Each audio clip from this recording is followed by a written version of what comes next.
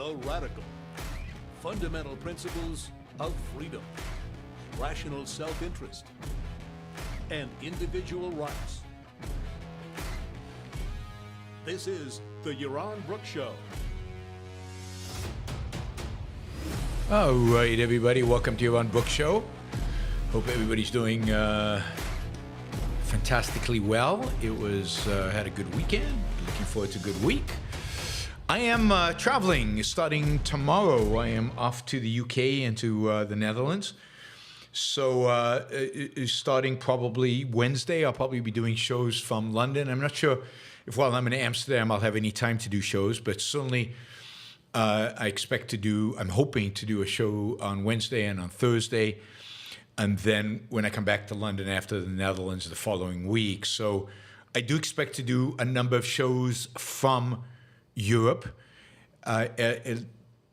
They will be a combination, I think, of news as I pick it up and attempt to do my research on the road and other topics that we can cover. So, so there will be shows, but they will be completely off schedule. So I will do them because it's the time difference and everything else. I will do them and because I'm doing events and all kinds of stuff.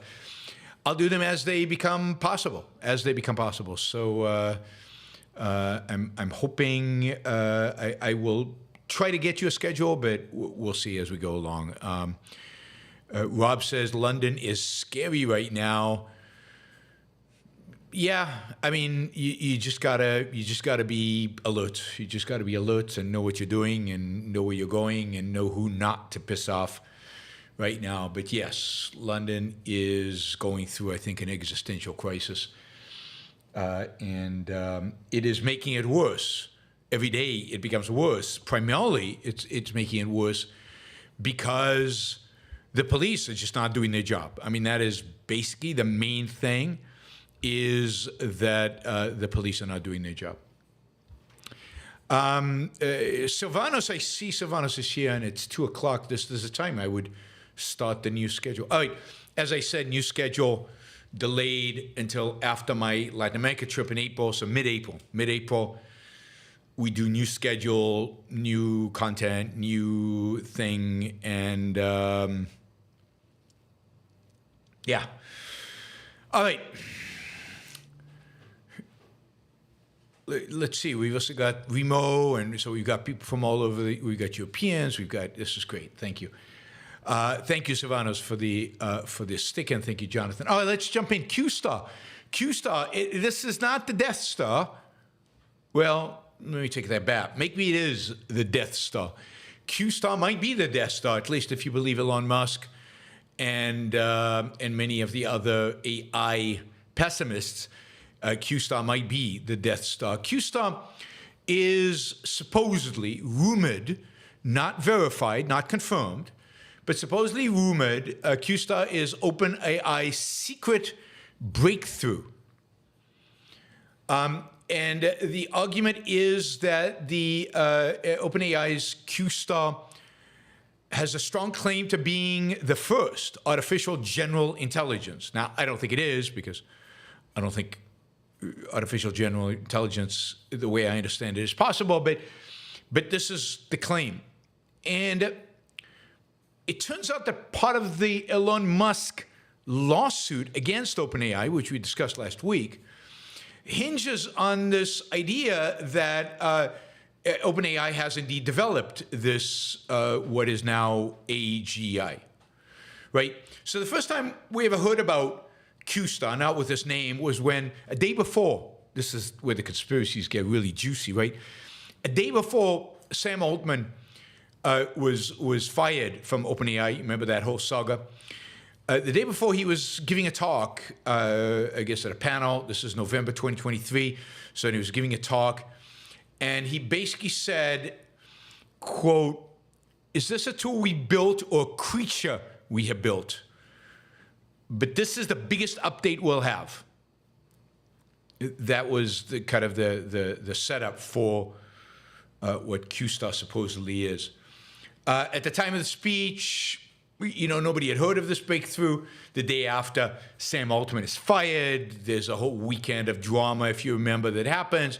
He is reinstated, and basically, nobody's really talked about this thing that he talked about. Have we created a creature or not? And where is this major update? The major update has not come yet. There's no indication yet of when that's going to happen or what it's happening. All right, so if you look at some people have done, if you look at the Elon Musk lawsuit that was filed, last week, part of the issue there relates to the relationship with OpenAI and Microsoft. And supposedly the contract between OpenAI and Microsoft is such that artificial general intelligence generally means very similar to human intelligence. So, control, creativity, whatever people think of human intelligence is. I don't think they really know, and I'm not sure I'm in a position to define it right now. But it's this idea that it can do stuff that computers could never ever imagine doing. Right? You could never happen. So it's close to the computer, at least being able to think like a human being. So supposedly in OpenAI's contract with Microsoft, OpenAI's relationship with Microsoft does not include any development that OpenAI makes in AGI. That's what the lawsuit claims. And the lawsuit is claiming, I'm reading this from a page from the lawsuit. Moreover, on information and belief, OpenAI is currently developing a model known as QStar that has an ever stronger claim to AGI. This is according to Elon Musk. And of course, he wants OpenAI to stop running for profit. He wants to shift it all to a non-profit model. And he wants a lot of this stuff that OpenAI has developed, maybe not QStar, but a lot of that stuff to be placed in the public domain. Again, from the lawsuit, from the complaint, Musk's lawyers write, it appears QStar may now or in the future be a part of an even clearer and more striking example of artificial general intelligence that has been developed by OpenAI. So, supposedly this is it. This is the holy grail of artificial intelligence. It's coming, it's close. And of course, not everybody, but the people involved are panicking. This is, of course, a threat to humanity. Once computers can think in quotations for themselves, they might turn against us. And of course, if you then add QStar to the humanoid robots that Tesla is putting out, now you've got a perfect recipe for dystopia, where the smart, unbelievably smart, artificially general intelligence smart robots take over the world and kill their masters, i.e. humanity. So it's happening fast, although it's probably not happening at all. But it is something. Something is changing. The technology is changing. It's interesting though that while they're touting QStar, the ChatGPT and the Gemini and these, they're impressive in some regards, and they're unimpressive in other regards. And yet now they're saying, no, this is now human intelligence level. Allow me, and granted, I'm not in the business. I'm curious what some of you in the business think. I'm skeptical. I'm skeptical about this as a reality. I'm skeptical about this as a possibility anytime in the next few decades before I think in order to get to where you want to get, you're going to have to turn computers into something that's more like biological or chemical computers, or something biological. But anyway, that is we will see. But it is an interesting news story. It's in the fringes, but I think in the tech world right now, this is a really a big deal.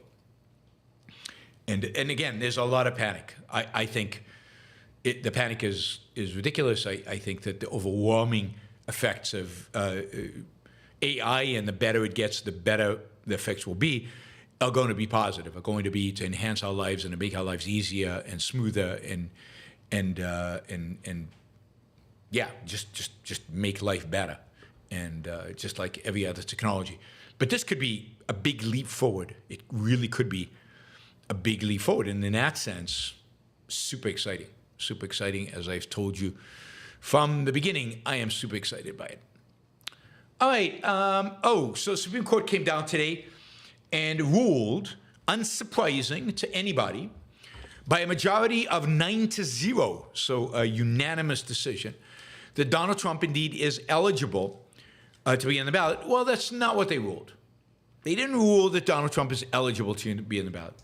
What they actually ruled was that the states are not in a position to rule that Trump is not legitimately on the ballot.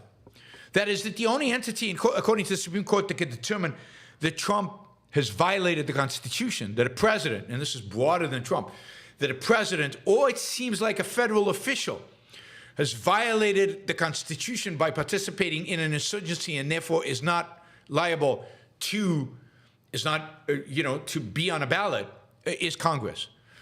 And that the states are usurping a federal function by doing it themselves. So Colorado, Maine, and there was one other state, Illinois, I think maybe, they were considering taking Trump off the ballot for the November election. That is ruled that they cannot do it. It's unconstitutional. And it actually makes the point forever, right, at least as long as this ruling stands, that states this is not their responsibility. They are not responsible for national elections. They're not responsible for determining who can and cannot be on the ballot. They're not responsible for upholding the national constitution, that it is up to Congress to do so. It's interesting. I'm not a legal expert, so I don't have an opinion about it. It is 9-0. I really, really, really hope, this is just a hope because I don't think it's going to be a reality, but I really, really, really hope that all the rulings related to, to the elections, to Trump, to immunity, to whatever else comes to, ultimately the Supreme Court might decide the election. I wouldn't be surprised if the election is challenged and it goes to the Supreme Court. It was, if you remember, some of the issues went to the Supreme Court after 2020, and they refused to hear many of the petitions from the Trump side. But I really hope that the decisions the Supreme Court makes around the election are all going to be 9-0. It would be really good if this country wasn't ripped to shreds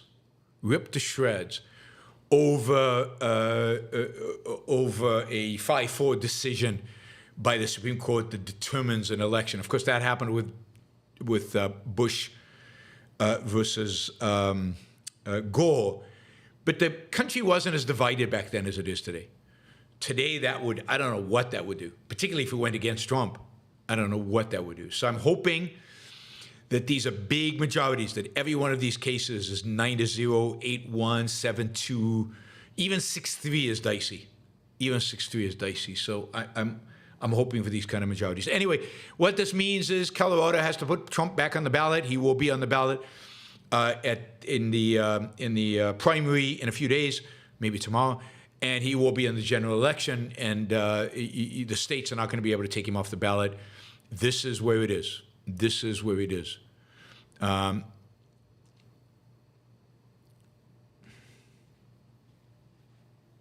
So, yeah, that was big news. Trump is celebrating. The big case really is the immunity case, but, who knows how they'll rule on that. And it's delayed, and it's going to take a while. We won't really know. They're only going to hear the case in April, and we won't know the result until May or June. All right, interesting story out of California. So California, as you know, California has a massive homeless crisis. There are more homeless in California, really, than any place else in the country. The homeless crisis is primarily a West Coast crisis. It's Oregon and California predominantly.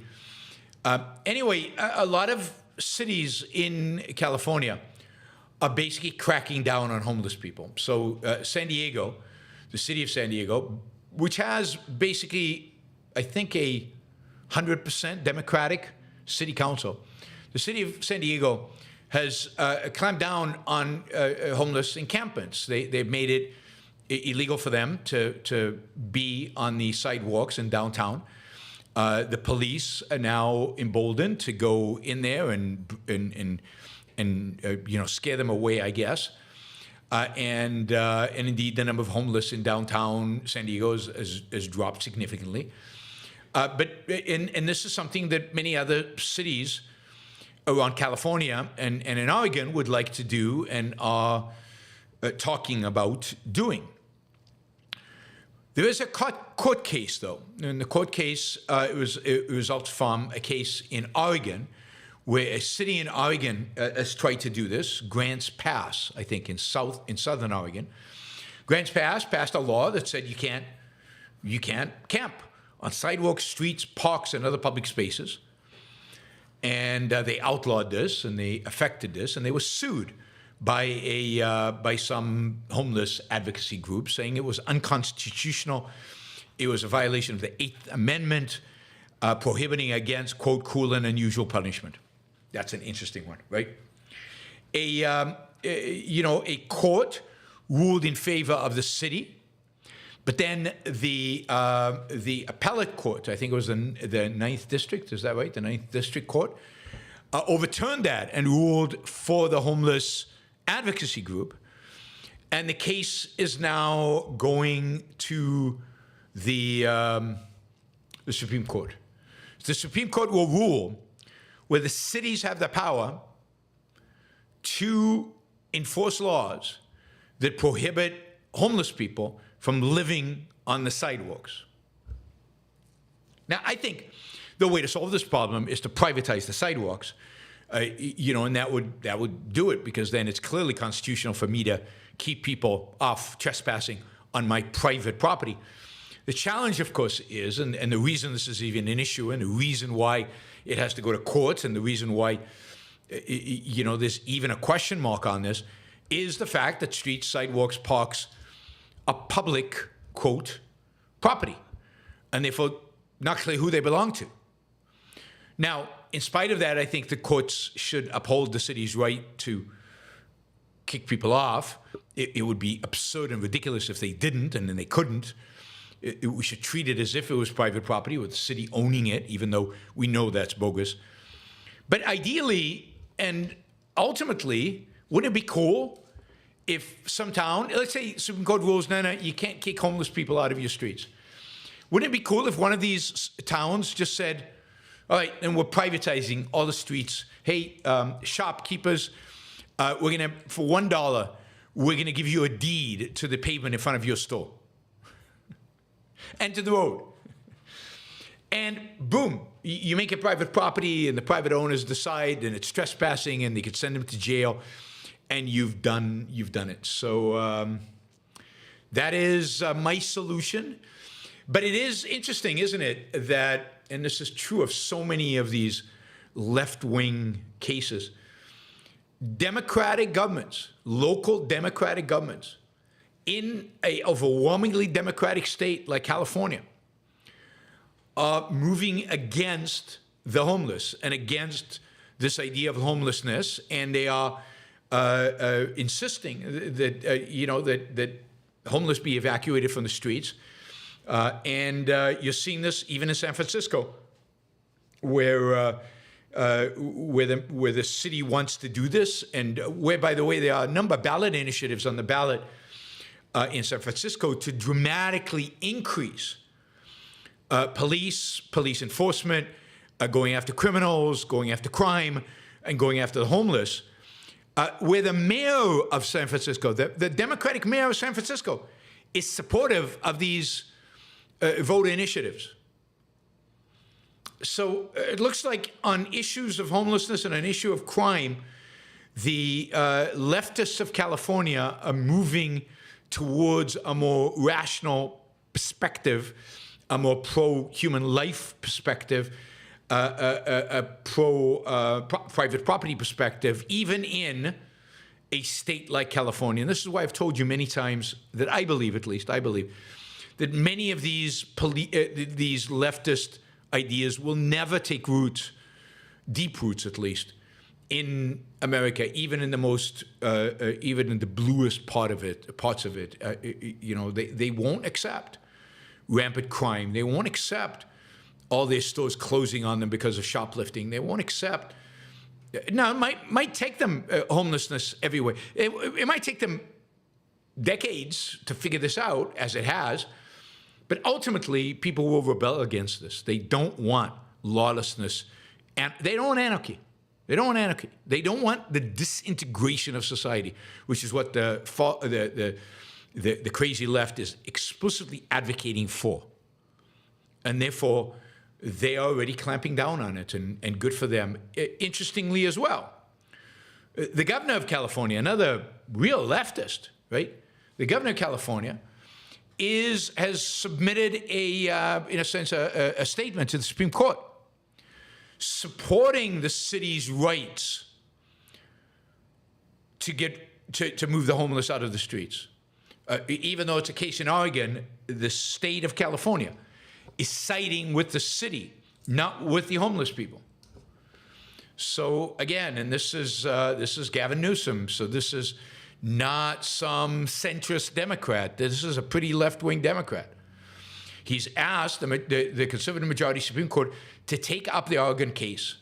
And in a brief, he said, the ruling by San Francisco-based Ninth Circuit Court of Appeals against the measure in Grant Pass and Boise, Idaho, have paralyzed efforts to address unsafe and unsanitary encampments. So a real effort in California to get rid of, to at least minimize the homeless issue.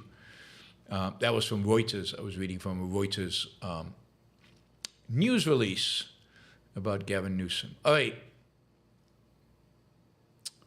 Let's see. Okay, yes. A couple of things about Apple, other than the fact that they released a new MacBook Air today, the M3 MacBook Air. So I will be buying a new computer. My M1 is just a little slow for me to do the show on the road. I'll be doing it, and I'll be doing it from London. But I think that having a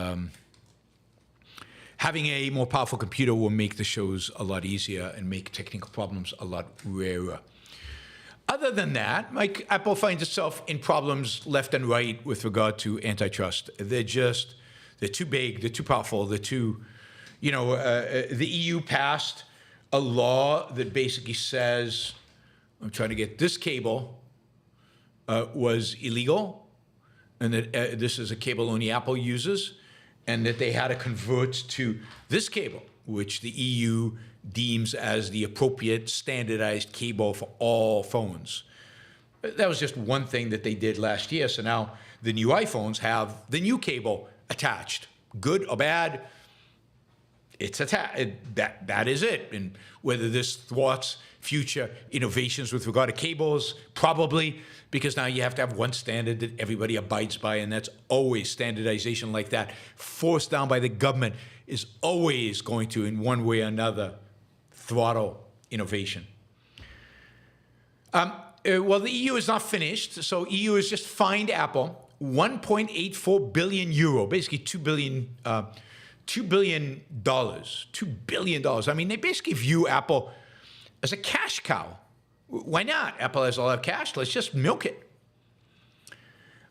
They claim that Apple has breached antitrust rules in the market for music streaming services on its mobile platform. The penalty is focused on Apple's application of anti-steering provisions, which put restrictions on music streaming apps' ability to tell customers about cheaper offers outside Apple's App Store. The iPhone maker has its own music streaming service, and rivals such as Spotify have argued the restrictions put them at a disadvantage compared to iOS an Apple Store operator. So, here's Apple. Apple created the music streaming for a fee business. You could argue that Steve Jobs, with the iPod, the original iPod, and Apple Music, saved the music industry. But even though Apple owns the phone, owns the App Store, owns the app, it can't favor its own app. That's antitrust. Who are we protecting here except Spotify, which is huge, just paid Joe Rogan $250 million. They must be raking it in. Yet they need protection from the government against Apple. It's just ridiculous. I mean, really what this is there's a whole cash flow now. There's a whole source of revenue that the EU has discovered, and that is called antitrust. And they can keep putting in fines against Apple and Google and Facebook and all these other guys, and $1 billion here and a couple of billion there and a few billion there, and it adds up. And if you add all that up, right? If you add all that up, then what you get is a lot of money. And this is how. Yeah, I mean, Apollo Zeus says Apple killed vinyl. I know Apple did kill vinyl, although vinyl made a comeback. It might be dying again. It definitely killed CDs. It killed, you know what Apple really killed?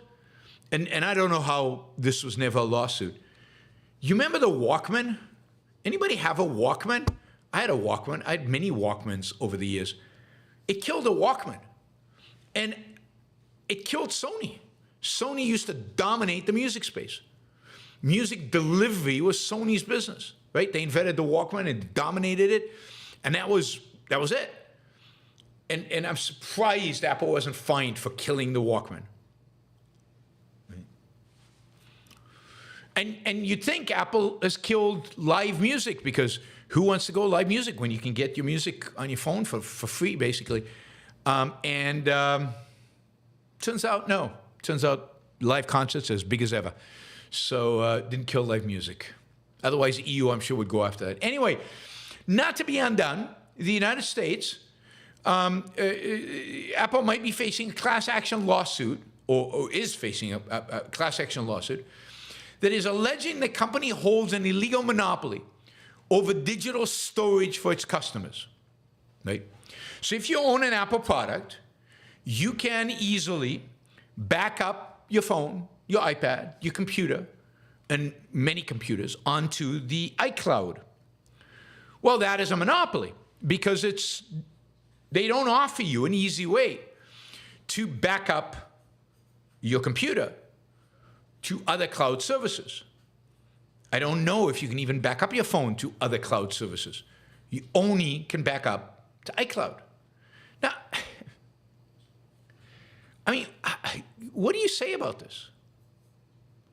Right, that this is Apple's company, it's Apple's product. It wants to control how you back stuff up. You know, the integration with the operating system, the integration between the computer and the phone and the iPad. It wants to be able to control all that, and because that's good customer service, and it wants to offer its customers a great product so they can back everything up. And now we hold this view that at the point of the gun, they must offer the same possibility to every other backup company. Now, note that on my computer, not on my phones, but on my computer, I have Dropbox. I back up a lot of my files on Dropbox as well as on iCloud. I even have the Microsoft thing. I don't even know what it's called because I barely ever use it. iDrive or something. And I back up some files, some business files, to that. So there are plenty of other backup options, and that people who have Macs use. It's not as seamless, particularly not on your phone or your iPhone. OneDrive, thank you. On your phone or your iPhone, it's not as seamless as that, but it does exist. So Apple must make the competitors as good of a product as their own and give them as much priority as their own. I mean, this is truly insane. But this is what it means. This is the crazy economic model of perfect competition that is completely,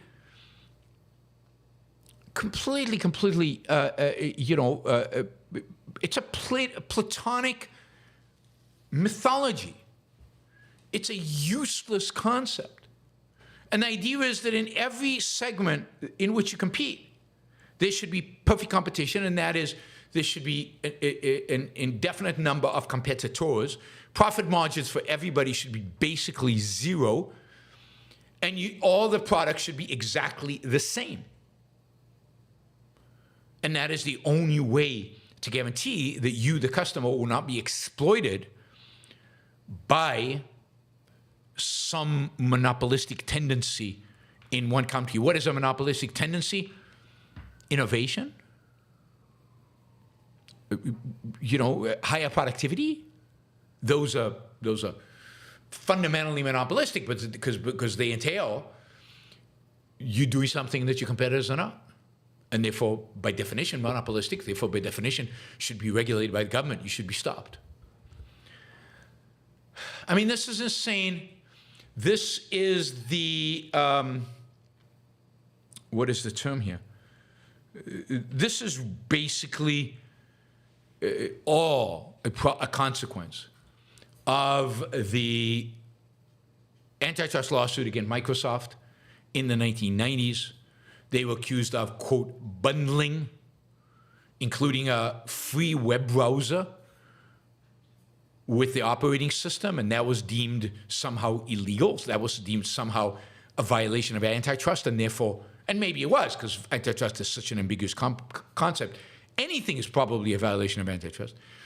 And so it was, that opened up this whole field. It was what unleashed this craziness in antitrust, was that lawsuit. And of course, that lawsuit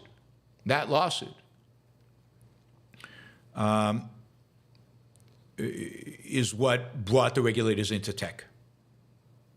Yeah, Paul says egalitarianism gone wild. Yeah, egalitarianism and a divorce from which egalitarian by definition is, completely divorced from reality, completely divorced from facts and how the world actually works. All right, finally, just something to watch, and economically very, very important, and I think going to be massive. I have many times argued, and a lot of economists have, but I've argued that China contributed dramatically to the quality of life and standard of living of Americans during the 1990s and 2000s. The cheap Chinese imports dramatically lowered the cost of living for Americans. It allowed Americans basically to buy things cheaper and cheaper and cheaper, freeing up capital to be invested in many other ways. And even though people constantly deny that American life has gotten better, it has gotten dramatically better, and a big part of that is the fact that we could buy significantly cheaper things from China. And during the 90s and 2000s, early 2000s at least, this was a huge boom to the American economy. It might explain why, in spite of significant increases in money supply and significant and lower than rational interest rates, we never had inflation during that period. Indeed, because prices were kept down by a growing supply of products from China that lowered costs, increased quality and standard of living in America, and shifted the kind of jobs that Americans do away, for example, from manufacturing to other areas, all, I believe, significantly for the better. Anyway, right now, and by the way, people call that period the China shock, because it was unexpected, and suddenly these products were, we didn't expect it, we didn't plan for it, we didn't see it coming. It caused a shock in the sense of It caused a realignment of labor. But there's no question, and economists have looked at this over and over and over again, there's no question that this raised the standard of living of Americans, primarily of low-income and lower-middle-class Americans. Low-income and lower-middle-class Americans benefited enormously from the Chinese shock. This is what made Walmart really blow up. And it didn't lower our sense of value, which is absurd. It basically increased our sense of value because now we could get more for our dollar, and we could then enhance our lives in other ways by taking those dollars and using them elsewhere, the dollars that we saved. Anyway, get ready for shock number 2, part 2 of China's shock. China's economy is struggling, as we've talked about many, many times. They've got a real estate crisis, financial crisis. Stocks are going down. Same things for cheaper, not cheap things. Same things for cheaper. And that's reality. You guys can argue, but quality has gone up and prices have gone down. And I know you hate to think that because it's not made in America, it's not good for us, but you can go listen to Tucker Carlson if you want to confirm your mercantilist, nonsensical ideas about economics. Caused by, Chinese goods today are, by every measure, better. I mean, this is made in China. Everything better than they were before China entered the thing. You can pretend all you want. You can pretend all you want, but so be it. Anyway, the reality is we're heading towards shock number 2, because the fact is that China right now, its economy is slowing, it's struggling, it's going to see some of the slowest economic growth we've seen in China since it opened up in the late 1970s. And while China wanted to develop a new economic model, it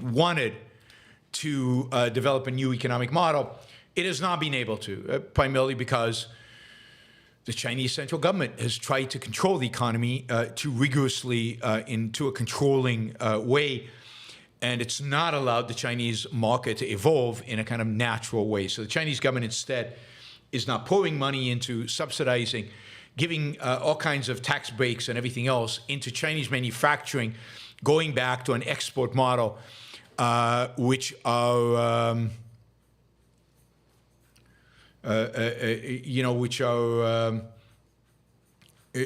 built for export. So China is ramping up its manufacturing capabilities. And we're going to see a flood of Chinese goods into the United States. And one of the interesting things this time around, the Chinese actually are going to be competing, in spite of what some people think, going to be competing at the high end of manufactured goods. That is, Chinese companies now can produce some of the really high tolerance or low tolerance products, really, really high quality engineered products that the Germans used to dominate. One of the reasons that Germany is seeing significant economic slowdown is because it is losing its competitive advantage in high-end manufactured goods.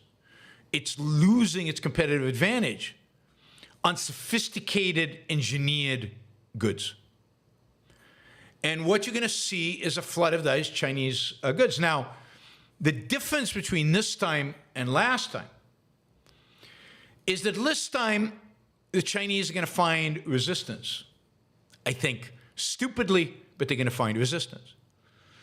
The Europeans are looking at different ways in which to place tariffs and to put import controls over Chinese goods. Trump has basically said, well, he's going to have a 10% tariff on all imported goods. Talk about stupidity and barbarity. He is going to have tariffs of 60% on Chinese goods.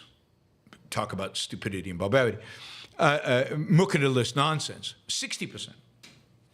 Now, China's ready for this in a sense. A lot of Chinese companies are building manufacturing plants in Mexico, in Latin America, in other countries in Asia. And even some of them are building manufacturing plants in the United States so that they can continue supplying the American market without and not suffering the 60% tariffs, because the products will not be arriving from China. They'll be arriving from these other countries, or they'll be arriving from a state next door to you. But what you can expect, no matter what, China today has basically the best manufacturing processes in the world. It is better at making stuff than anybody else in the world. They have huge numbers of engineers, and their engineers are smart. I don't think the Chinese can innovate, and I don't think the Chinese will be able to innovate because they lack the freedom, the political freedom to do so. And they will be dependent on innovation from outside, and ultimately this manufacturing boom will peter out and self-destruct, even without all the obstacles that mercantilist Americans and Europeans will place on it. Right.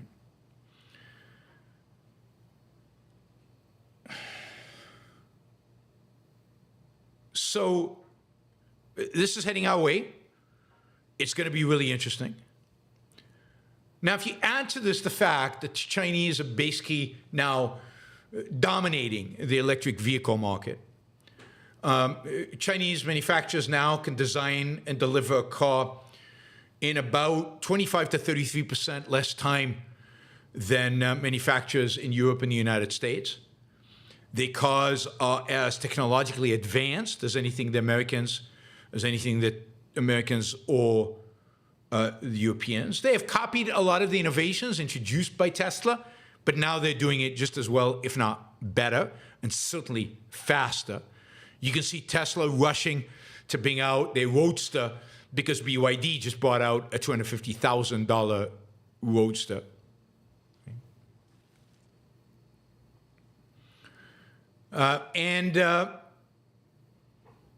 They are going to just dominate, just like the Japanese did in the 1970s. They're going to dominate the auto industry. And the people who are suffering the most, I think, ultimately are going to be the American auto builders and the European auto builders who are stuck in an old model, who cannot innovate, cannot move fast, have unions up the kazoo, don't necessarily have access to batteries, and are just behind in manufacturing techniques and engineering. So I would expect, it looks like, again, there are going to be barriers placed on this, but I expect that the Chinese are going to dominate cars, particularly electric cars, over the next 20 years. I'm not sure the auto industry, traditional auto industry, will ever recover from what's about to hit them over the next 20 years. And believe me, they will all run for Washington. And of course, they'll receive a welcome reception there to try to stop the Chinese from dominating. But the fact is that China right now has an incredibly competitive, they have multiple players, startups. They're doing things like a lot of the car design is done on simulators, on the computer, on 3D simulation, rather than actually building prototypes. They are far more advanced in terms of technology, in terms of modeling, in terms of implementation, in terms of embodying the cars with advanced chips than anything that the West can compete with. And this is going to be part of this new shock. The new shock is going to be really, really difficult for automakers in the US and maybe more so even in Europe, because Europe is mandating transition to EVs in a way we're not seeing it quite as much as here. They're mandating it, so here it is.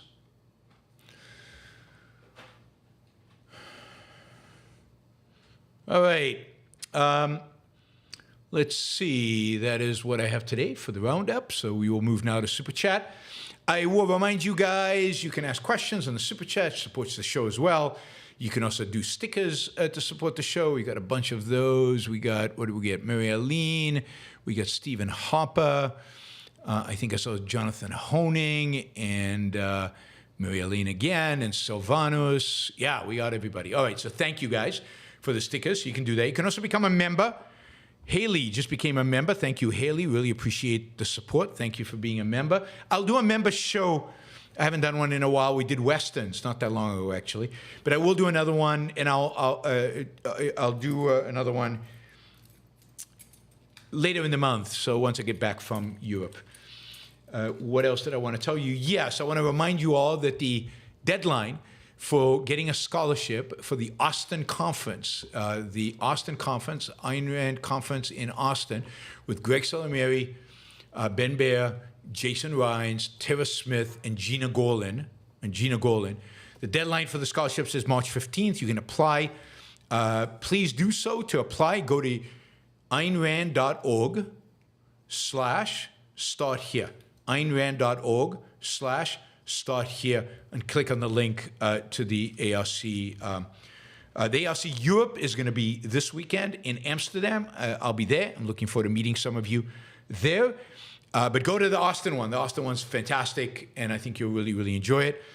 And of course, you should also sign up for OCON, and the ability to sign for OCON, again, that's available in the aynrand.org/start here. You should be signing up for that. You should be registering. It's going to be a fun conference. All right. Patreon, yaronbrookshow.com/membership. That's the way you can support the show on a monthly basis. Also by becoming a member here on YouTube. So those are the three ways to do it. Please consider supporting me on a monthly basis. It makes everything predictable and easy, particularly if you can afford to do a significant amount on a monthly basis. $100 or more is really, really, really appreciated, and you get more perks. All right, let's go with the $50 question. Shazbad.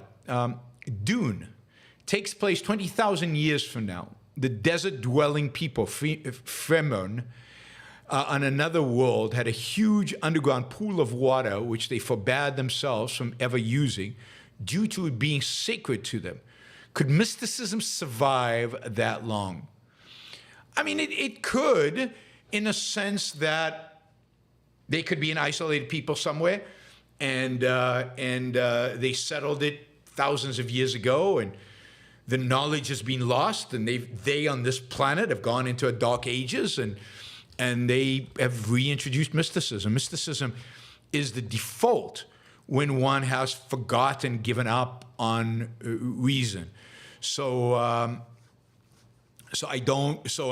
very much think that it is possible as something that maybe went away. So the expansion to the universe probably is free of mysticism, but at some point, some isolated civilization could, or non-civilization, isolated peoples could revert backwards. There's no guarantee that we don't go backwards, particularly if you're isolated. By the way, I've seen Dune, the TV show on Apple, or movie, not TV show, the movie. And it was very well made. It was very well made. It was very interesting, exciting, dramatic. And I understand part 2 has come out. I don't know if it's streaming yet, but when it streams, I plan to watch it. Shazbad also says, another $50. Thank you, Shazbad. Really appreciate the support. Conservatives seem to like Dune because one of the characters has a magic unborn child which communicates with its mother telepathically. They see this as supporting their assertion that an unborn child is a person. I mean, that makes complete sense to me because everything that happens in science fiction is true in reality and can happen and will happen and is happening, and yeah, it's true. I mean, all kinds of things that happen in science fiction that are not true. They also probably like the sacred water thing and not using the sacred water thing as well. So yeah, I mean, there's nothing you can do about people who are so desperate to find an excuse, as the conservatives are, to conserve their primitive beliefs. But that's what it is. It's conserving primitive beliefs. I'm sure the environmentalists love Dune too because they're trying to conserve the sacred waters. So it's the nice thing about the show is everybody can find something to love in it. And we objectivists like it because there's some heroes in it, and they're fighting the bad guys, so we can love it. All right, Remo. I just finished reading Theory of the Firm by Michael Jensen. I really enjoyed it. Has he been a big influence on you regarding finance, and have you ever met him? He has been a big influence on me regarding finance. I've got the book on my bookshelf, or at least I think I brought it with me from California. But he is. I read, when I was a PhD student, I read his seminal article, I think it's 1978, on agency theory and agency cost. And I think it wasn't just an influence on me, it was an influence on the whole field of finance. It completely changed the way we think about managers and shareholders and boards of directors. And I think the markets solved the problems that he identified. Well, were identified earlier right in the 1930s. The problems were identified. But he had solutions to them, and the market adopted those solutions. And then government has outlawed many of the adopted solutions that the market adopted to solve these problems. So the problems are back to a large extent. Hostile takeovers, options as compensation, were all solutions to the agency problems that Michael Jensen, I don't think I ever actually, well, maybe I did meet him. God, I have this sense, I have a terrible memory, that I shook his hand at a American Management Association meeting like maybe eight years ago or something like that, when I was there presenting. Yeah, but huge influence. Unfortunately, I think later in life he turned more statist or more collectivist, but I really like his theory of the firm, and I like his solutions, and I think they're capitalist and individualist. He was very, very, very capitalist in those days.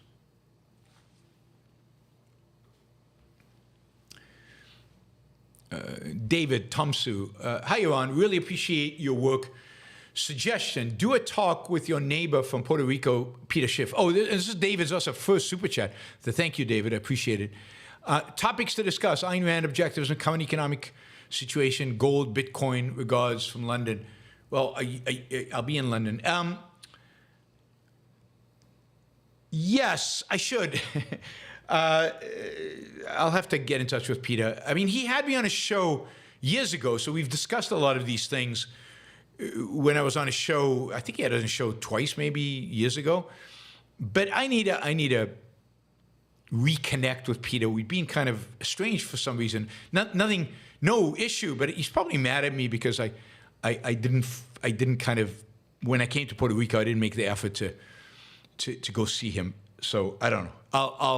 I'll see if he responds if I send him a text. We'll see. Friend Harper, an advantage to stream overlay is that you can get goals and passively promote it. Great for fundraising, for equipment, or pushing subscription goals. Streams use this methods to great success. Audiences love seeing goals be achieved. Yeah, I have to learn how to do that on OBS. If somebody has a tutorial, if there's a tutorial on YouTube or something where they show you how to do it on OBS, the software I use to stream, then I would love to do it. So yes, that would be great. So Fed Hopper, if you know how to, I can access that, or what's the easiest way to do it, or maybe I could just, if I look at, what do I look at? What do I look for? Stream overlay?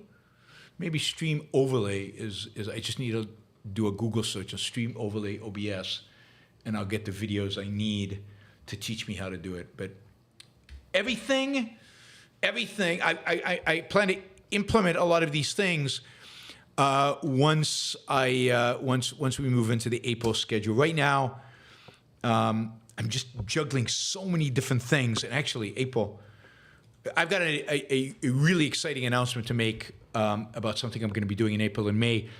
But I'm going to wait because I don't have the contract signed yet. So once I have the contract signed and it's a done deal and I'm really doing it, I think everybody will be excited. Even Scott will be excited by this. So there you go. I mean, I am trying to create, as big of a coalition as possible in doing this. Anyway, so I'm going to be busy even then. But anyway, I'm trying. Everything takes at the Yaron Book Show longer than I would like it to. But yeah, and I know it's about layering the scene that OBS has. I just need to figure out how to do it. How to do it.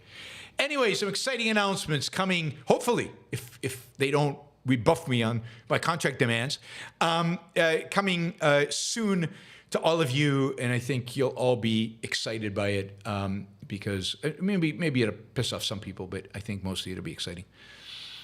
Anyway, so these kind of improvements to the show and the technology are coming, definitely coming. The other thing I need is I probably need to upgrade my computer. The more features like this we overlay onto this stuff, the more this thing, is challenged, and the more I think I need to upgrade everything. So we might be upgrading cameras, we might be upgrading, I don't know, we're definitely upgrading the background. Not upgrading it so much as just changing the lighting and just making it look more professional and all of that. Dave Rubin did not hire me. Nobody hired me. No, somebody else hired me for a short period of time, but you'll find out about that another time. But just to do something. I need to keep my mouth shut. Shut. All right. Enric says, I think Atheist Republic would be good to bring on your show or interview them. They apply a reasoned, secular perspective and have a diverse audience. The last live show was TikTok Shocking Antisemitism Unveiled. I'll look them up and see if they'd be willing to come on my show. Come on my show. All right. Yeah, I'm looking to expand the people we have on the show, and hopefully that'll start happening as well soon. But everything, as I said, takes forever. Yeah. I like numbers. You dissed Bitcoin a year ago, but it's tripled since. It has. I never said it wouldn't. I still don't think it's money. It's a speculative asset. Right now, people are buying it, so it's going up. At some point, people will sell it. It'll go down. I don't know how far it'll go up. I don't know how far it'll go down. I'm not one of those like Peter Schiff who thinks it's going to go to zero tomorrow. I never thought that. I just don't get it. But people are buying it, and people are using it to diversify their assets, and people are accepting it as an asset class. Fine. It's why and what purpose it serves, we will still have to wait and see. But my point in dissing it is it's not money. It's not money. And I don't own any because I don't own stuff I don't understand. And there's a lot I don't understand. I just don't buy it. And I'm sure I'm going to not take advantage of a lot of opportunities because I don't understand them. But I don't think you should buy stuff that you don't understand.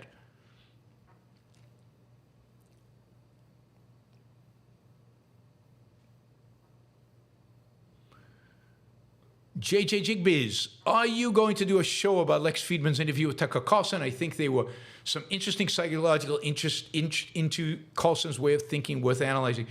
The problem with that is it's 3 frigging hours. Who has 3 hours time to listen to the whole thing? I've listened to segments.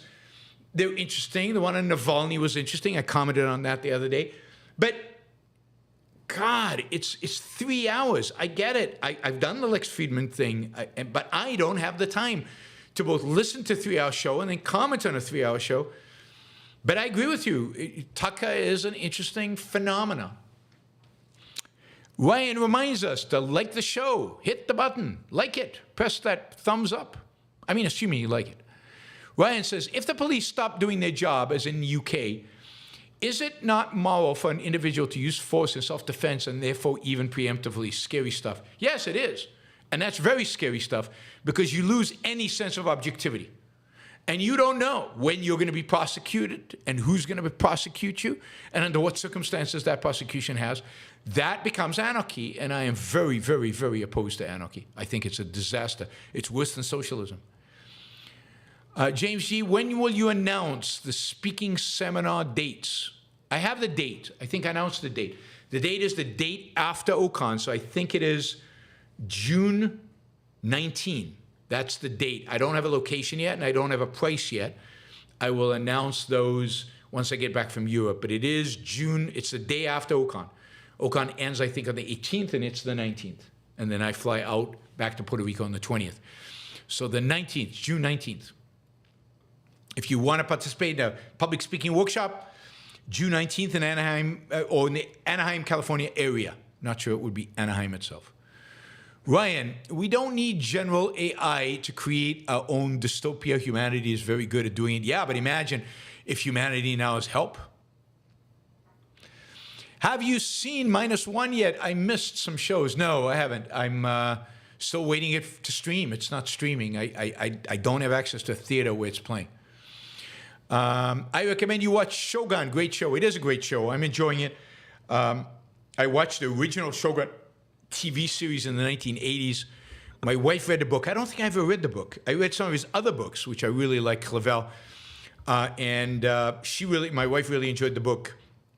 We'll see to what extent the show follows the book. The book gets pretty explicitly sexy.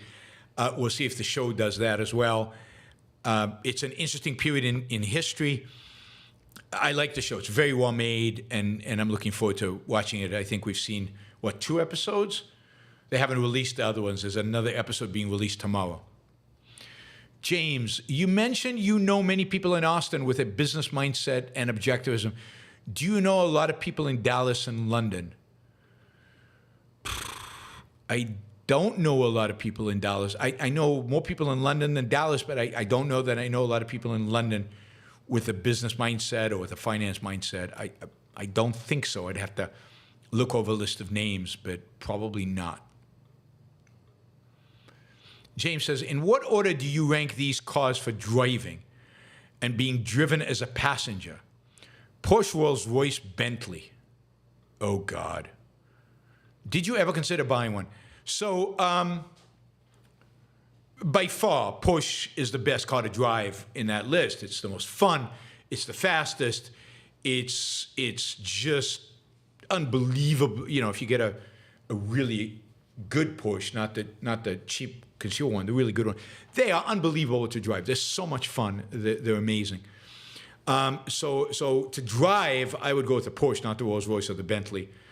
I find them ostentatious and stupid and bulky and heavy and unattractive. Although I will say the Bentleys and the Rolls Royce are much better now than they were 20, 30 years ago when they were also ugly and really heavy and barely moved. They've really improved, particularly the Bentleys. The Bentleys are beautiful. Now, to be driven as a passenger, I'd say the Bentley, because the Bentley today has both power and grace. It drives unbelievably well. It's so frigging smooth when you drive it. I mean, not when you drive it or when you're driven in it. So I would not want to be a passenger in a Porsche. Being a passenger in a Porsche sucks. Generally, Porsches are not human friendly. So here's my story to Porsche. I had once, for a few weeks, I had the luck, the pleasure of driving a really, really expensive Porsche. It was like a $200,000 Porsche. And I had it for a few weeks. And it was amazing to drive. But the first day I got into it, I typically would drive to work, and I would have a cup of coffee with me. And I had my coffee with me, and I got into it. And I realized within just a few minutes that the Porsche did not have a cup holder. Not in the driver's seat, not in the passenger seat, no cup holder. I don't know, it was a GT something. I don't know what Porsche it was. I'm not recently I drove a Maserati, and I loved the Maserati. Because the Maserati had, just as an aside, I don't know why we're talking about this, the Maserati, just perfect, because it had this really beautiful combination of anytime you really pushed it, it just went shooting, and you could put it in sports mode, and it would really shoot. But if you just wanted to drive it in traffic or casually, or you weren't rushing, or you had passengers, it behaved like a Mercedes-Benz, or it behaved like a Bentley. So if I really wanted to buy a car, I think today, right now, I mean, I think at the top of my list would be a Maserati, although it would be, it would go up against like an Audi RS, 5, 6, because the Audi has that ability too.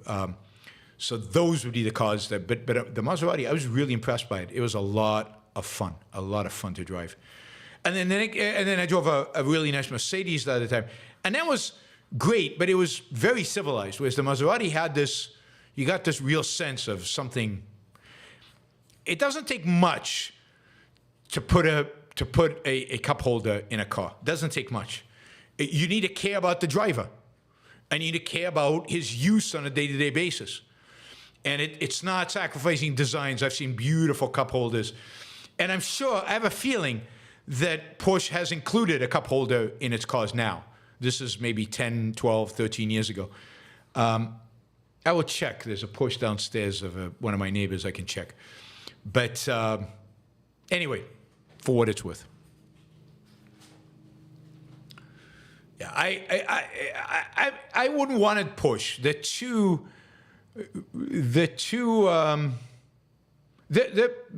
built for racing. They're built for going fast, and they're not built for anything else. They're not comfortable for anything else. They're not comfortable for long drives. They're not comfortable for... So I want something that can do both. And that's why I loved my Audi S5. That was a great car. I always wished I could get the RS5. That would have been even a greater car, because it had both capacities. It could be a real amazing fast car, and it could be a very smooth, car for driving and commuting on a daily basis. All right, Dean says, did you watch Marvelous Miss Maisel? I have a feeling it could be a show you would like. It tells the story of a young woman comedian in the 1960s, and I saw it as a very individualistic and pro-life show. Yes, I agree. I love that show. I think I talked about it on the show. I highly recommended it to a lot of people. The Marvelous Miss Maisel show on Amazon Prime is a wonderful show. It's funny. It's delightful. It's individualistic. It's about taking risks. It's about embracing change. It's about doing all the things that, we talk about in terms of living a good life. There's certain elements about the final season I didn't like. It embraces the duality between success and happiness, which is unfortunate, and success and loneliness, or whatever, the combination of success, and that's unfortunate.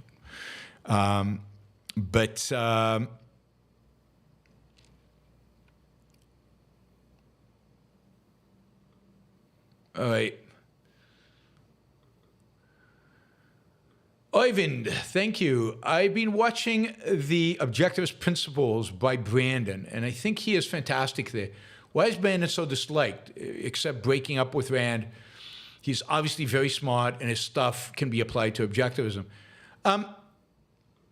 He's disliked for a number of reasons. One is he lied and deceived Ayn Rand. He later did all kinds of lectures about how objectivism was bad and destructive and hurtful and did damage to you, which were all horrible. He became a bit of a mystic in the 1970s or early 80s. He was doing seances. He was participating in seances. He also then joined different men's group, drum beating, BS, mystical nonsense. So he did a lot of stupid things. And he did a lot of immoral things. And that's why he's disliked. A lot of his psychology stuff is pretty good and can be integrated with objectivism, but not all of it. But he fundamentally was immoral. And you don't have to believe anybody except him. Just read his biography. I read his biography, and I was stunned. His autobiography he wrote about himself. The first version, before he edited it to make himself look better. And it was stunning how he described how horrible he was, how immoral he was. And he had no shame about it, I guess, because he described it. Well, he did have shame about it because then he rewrote it in a second edition and took out a lot of the more embarrassing parts of it. Paul Cohen, what's your opinion about Harris's demand for a ceasefire? Oh, I didn't know. Oh, the vice president. She's an idiot. I mean, she contradicted herself in that statement, right? If you actually, don't read the headlines. Read what she actually said. And what she actually said is that the main barrier to a ceasefire is Hamas. And then she demanded a ceasefire. But she has no sway over Hamas. But she blamed Hamas for not having a ceasefire, because that's truth. Israel is compromising and compromising and compromising and compromising and willing to compromise. And Hamas is saying, no, no, no. I mean, Hamas does not want a ceasefire. Israel does, for some suicidal, crazy reason. And yet, so she blames Hamas for it, but then kind of mutes that because she wants to appeal to the left and just demands a ceasefire and demands it kind of from Israel, but Israel keeps compromising, keeps giving more and more. Now they're talking about a 6-week ceasefire that Israel's willing to do. And Hamas is still saying no. So it's absurd. This is exactly a moral inversion, but it's the whole world. It's not just her. It's the whole world has gone insane. And everybody, I mean, so many people out there are anti-Israel. It's stunning. It really, really, really is stunning how anti-Israel the world has become. And America has become. America used to be its friend. And left, right, it's just everywhere you turn. Fundamentally, there's this huge block of anti-Israelis that want Israel to lose, I guess.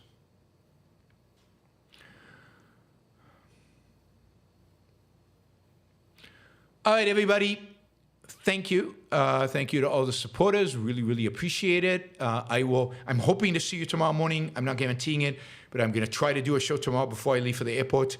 We'll see if I can squeeze it in with everything else going on. I will also, oh, God, I forgot. I'll see you tonight. There is a show tonight, 7 p.m. East Coast time tonight. 7 p.m. East Coast time tonight. Topic to be determined. Maybe something on capitalism. Topic to be determined. Show tonight. I'll see you tonight. Bye, everybody.